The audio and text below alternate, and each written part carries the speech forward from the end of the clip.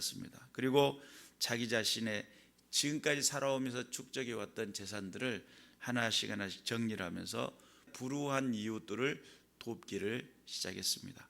그리고 마지막 자기가 죽은 다음에 남겨질 유서 한 장을 다 멋지게 작성을 했습니다. 그렇게 하고 있는 시간이 세월이 쭉 지나다 보니까 벌써 개월수가 다가온 거예요. 병원에서 이야기한 암 선고한 지 대략 한 6달이 지났는데도 불구하고 이상하게 자기 몸은 멀쩡하다는 거죠. 이상하다 그래 싶어가지고 너무나 이상해서 이제 큰 병원에 가가지고 다른 병원을 가서 다시 검사를 했습니다. 그런데 놀랍게도 전 병원에서 암 진단이 오진으로 밝혀졌습니다. 그래가지고 얼마나 황당했겠어요. 자기 자신이 이제 6개월밖에 살지 못한다는 생각이 들어가지고 이 사람 저 사람 만나면서 그동안 내가 잘못됐던 거 뭐 이러면서 했던 그런 것들이 이제 한순간에 다 생각났겠죠. 주변 사람들이 그가 병원에 오진을 듣고 오진을 모르고 그동안 했던 것들을 또 자기 자신이 쌓아놨던 모든 재산들을 다 불우한 이웃을 도와줘 버렸잖아요. 이것 때문에 이제 거의 써버린 것에 대한 그것에 대해서 아까워서 집사님에게 심정을 물었습니다. 집사님이 근데 답변은 다음과 같이 답변을 했어요.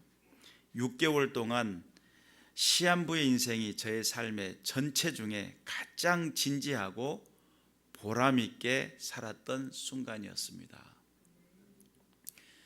신앙이라고 하는 것은 어떤 것일까? 우리가 신앙이라는 개념 아래 내가 신앙을 가지고 있다라고 하는 건 어떤 것일까?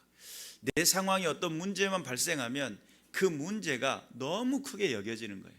그래가지고 이 크게 여겨지는 그 문제 때문에 내 마음속에 뭐가 먼저 이입을 하죠? 감정을 이입을 해요. 문제를 딱 맞닥뜨리면 뭐를 이입하냐면 감정을 이입을 해요. 그래가지고 그 감정이 좋은 방향의 감정이 아니라 자기 자신이 더욱더 악해질 수밖에 없고 더욱더 나빠질 수밖에 없는 감정들로 막 만들어가요. 좌절도 하고 원망도 합니다. 내가 이렇게 된 이유는 아무개 때문이라고. 그래야 속이 편하니까.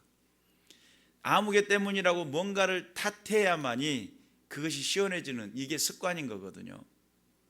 그래서 이 집사님의 삶은 다른 사람들에게 시한부 인생의 짧은 이야기, 긴 감동이라는 그런 주제, 시한부 인생이라고 하는 그런 주제로 이동원 목사님이 쓴 예화집 속에 들어있는 내용인데 우리가 한 번쯤은 우리 인생을 한번 돌아볼 필요가 있습니다. 시한부라고 하는 것이 다가왔을 때 과연 나는 담담하게 그것을 준비하고 받아들이고 누군가를 원망하고 불평하는 것이 아니라 내 삶을 다시 한번 돌아보고 내가 하나님 앞에 설 준비가 되었는지를 생각하고 연습하고 또한 내 자신을 비울 수 있는 넉넉한 마음이 있는가. 그래서 이 집사님에게 시한부라고 하는 것은 여러분 생각을 해보세요. 죽음이라는 것이 당신은 6개월 남았습니다 라고 죽음이 선고가 되면 어떻게 되죠? 죽는 날이 아니에요. 숨이 끊어진 날이 죽는 날이 아니에요. 언제부터 죽는 날이에요? 진단 딱 떨어지는 그 순간부터 죽음의 시작이에요.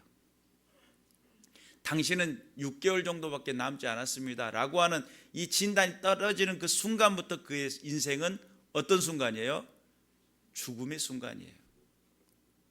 우리는 근데 시한부라고 하는 것을 받아들여 놓지 않았기 때문에 언제 죽을 줄 모르니까 나는 계속 살 것으로만 생각을 합니다. 계속적으로 내 시간은 연결될 거라고 생각을 합니다. 오히려 당신은 6개월밖에 안 남았습니다 그러면 그 6개월이 정말 인생의 전체 중에 가장 진지하고 보람있게 산 순간들이다.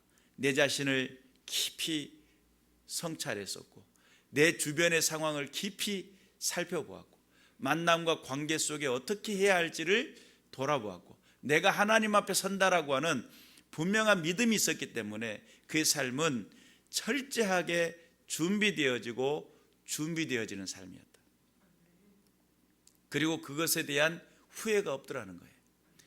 많은 대부분의 사람들은 오진이라고 그거 맥살 잡으러 가야지, 아마 그 의사를 때려 죽이러 가야지, 이런 생각을 했을지도 모르겠어요. 그런데 우리에게 신앙이라고 하는 것은 어떤 것일까라고 하는 부분을 깊이 한번 생각해 보게 되는 그런 예화라고 할 수 있겠습니다. 오늘 예수님에게는 그러한 상황과 같습니다.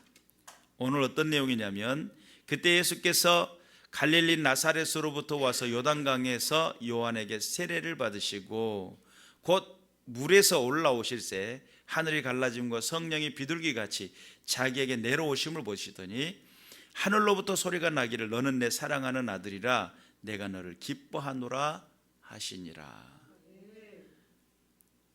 이 말씀으로만 봤을 때 뭐가 시한부냐는 거죠.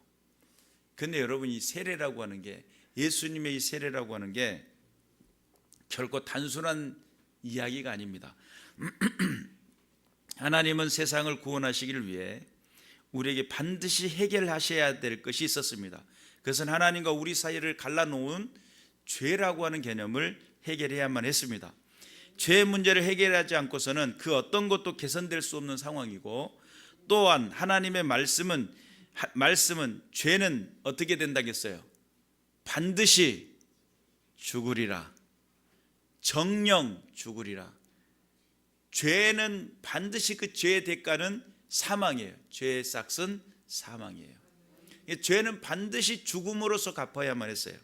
그것을 하나님은 번복하지 않았어요. 그 번복하지 않고 우리 인생을 구원하려다 보니까 양이나 소떼가 죽어야 했어요. 왜냐하면 제사법이 그래요. 우리의 죄를 용서하기 위해 뭐를 해야 돼요? 대신 대속 제물을 드려야만 했어요. 그래서 제사를 드려야만 했었기 때문에 누군가는 희생을 해야만이, 죽음이라는 것을 통해서 죄가 해결되어야만 했기 때문에 구약에 제사법이라는 게 있었습니다. 죄라는 것이 도덕적이거나 윤리적인 것이 아니라 하나님을 모르는 것도 죄고, 하나님을 따르지 않는 것도 죄고, 하나님을 믿지 않는 것도 죄예요. 그래서 하나님과 우리 사이 그 관계 속에 일어나는 죄는 하나님과 단절된 그 자체가 죄예요. 하나님은 이 문제를 해결하기 위해서 우리에게 희생을 강요하지 않았어요. 너 죄 졌으니까 그 죄의 대가를 지불해라, 이렇게 희생을 강요하지 않았어요. 그 죄의 대가는 사망이라고 그랬죠. 그런데 그 희생을 우리에게 죄의 대가를 지불하라고 말씀하지 않고 어떻게 하셨냐면, 하나님이 우리에게 희생을 보여주십니다.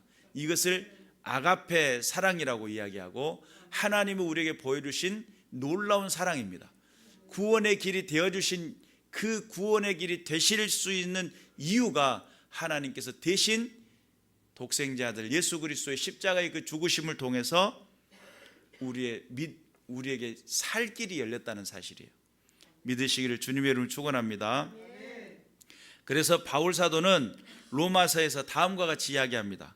로마서 3장 25절에 이 예수를 하나님이 그의 피로써 믿음으로 말미암는 화목 제물로 세우셨으니 이는 하나님께서 길이 참으시는 중에 전에 지은 죄를 간과하심으로 자기의 의로우심을 나타내려 하심이니,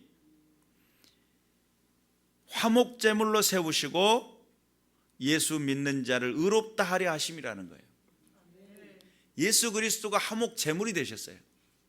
그러니까 예수님의 십자가가 단순히 사형틀에 죽이는 그런 십자가의 그런 의미로만 끝난 것이 아니라 화목 제물, 하나님께 드려지는 제물이 된 거예요.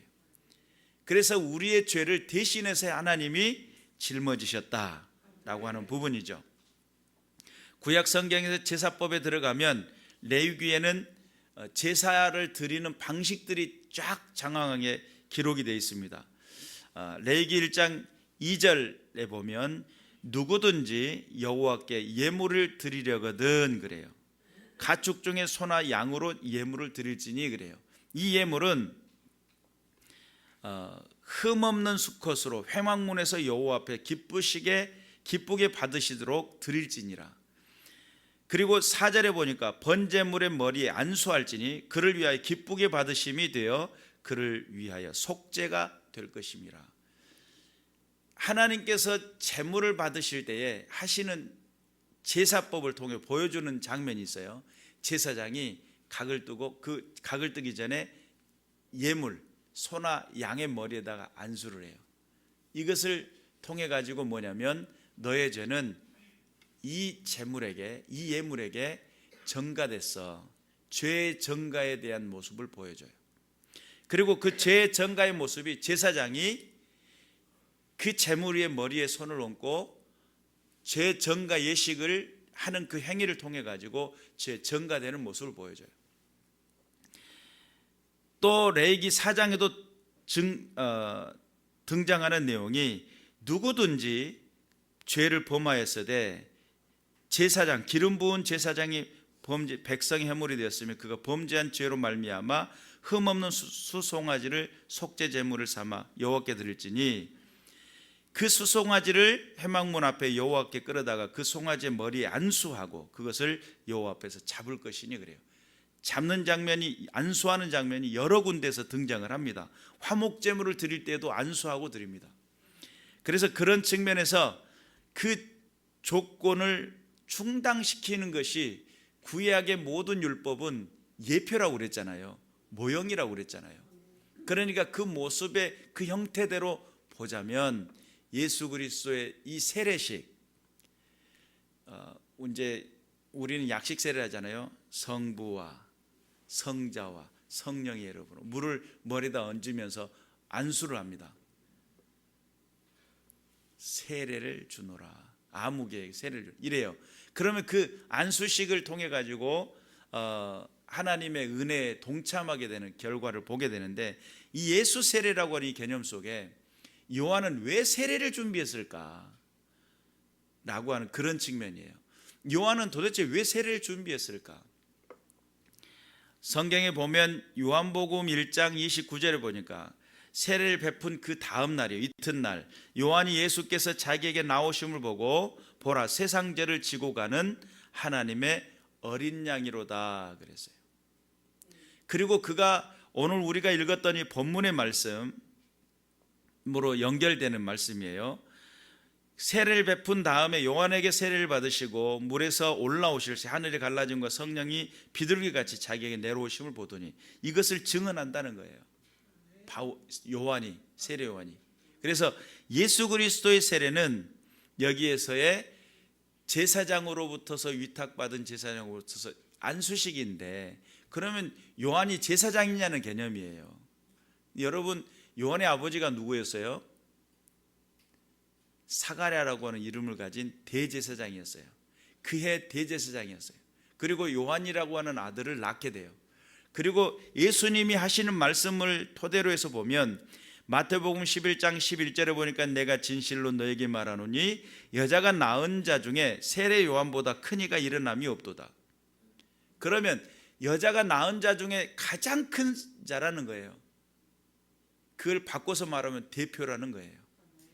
인류의 대표로서 예수라고 하는 인류의 모든 죄를 제사장의 아들로서 죄를 전가하는 그 장면의 모습이 연상을 시켜요. 그리고 그 부분을 통해서 예수님이 증명하시기를 여자가 낳은 자 중에 가장 크다는 거예요.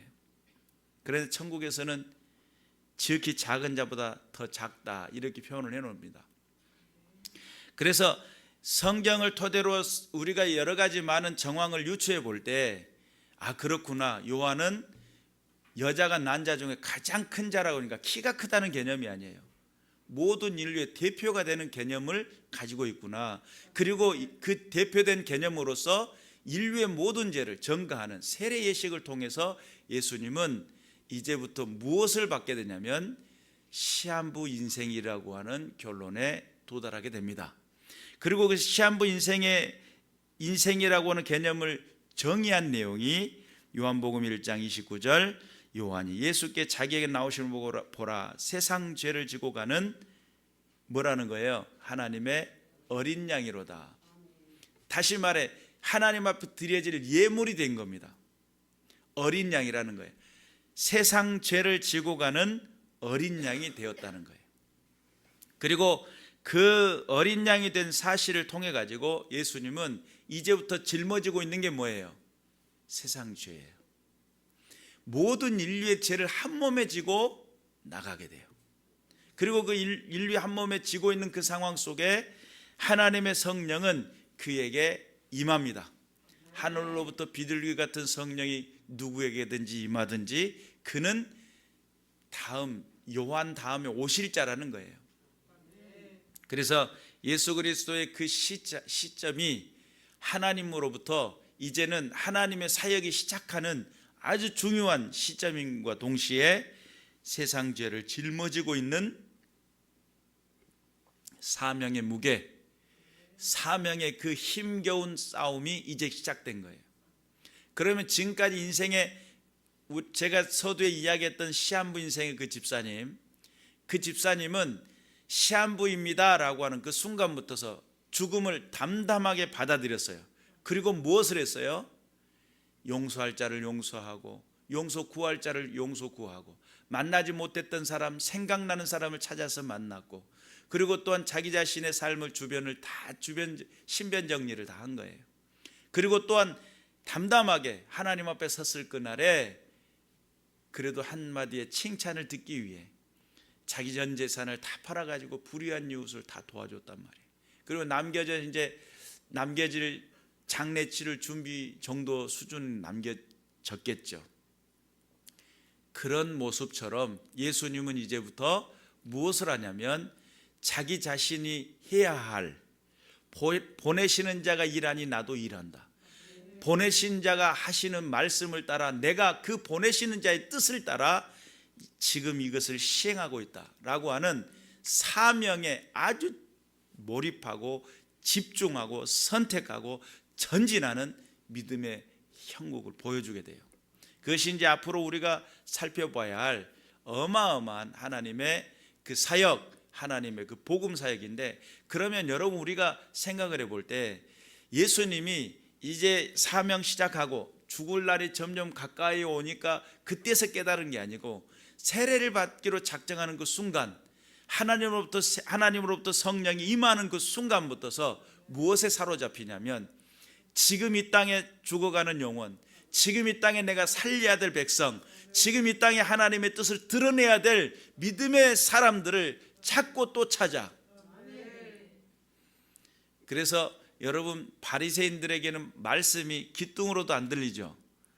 그런데 그 바리새인들 중에서도요, 하나님의 말씀에 주목하고 말씀이 그러한가라고 집중했던 그런 사람들이 있어요.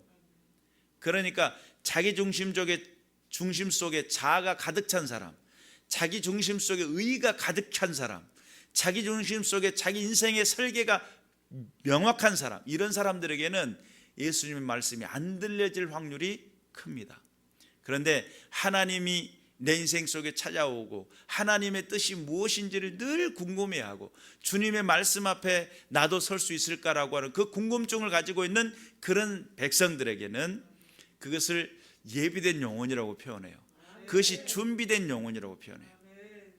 그래서 우리의 욕심이 차 있는 사람들, 내 개념 속에 나라고 하는 것이 가득 찬 사람들에게는 복음이 안 들려지지만, 복음이 들려지는 사람들에게는 내 인생을 창조하시니 하나님의 그 창조하신 뜻, 하나님 나를 부르신 계획, 이것에 대한 관심을 갖는 사람들에게는 주의 음성이 들려지게 될 줄로 믿습니다. 그래서 여러분, 예수님은 십자가에 올라가서 죽으심의 그 죽으심의 완성의 끝, 완성되는 모습이지만 사실은 죽음이라는 것은 이미 짊어진 상태예요. 죄의 싹은 사망인데 세상 죄를 지고 가는 어린 양, 그 어린 양은 이미 사망 선고가, 죽음이라고 하는 딱지를 딱 붙여요. 교도소에도 보면 사형 선고 받은 사람이 이름표 딱지가 달라요.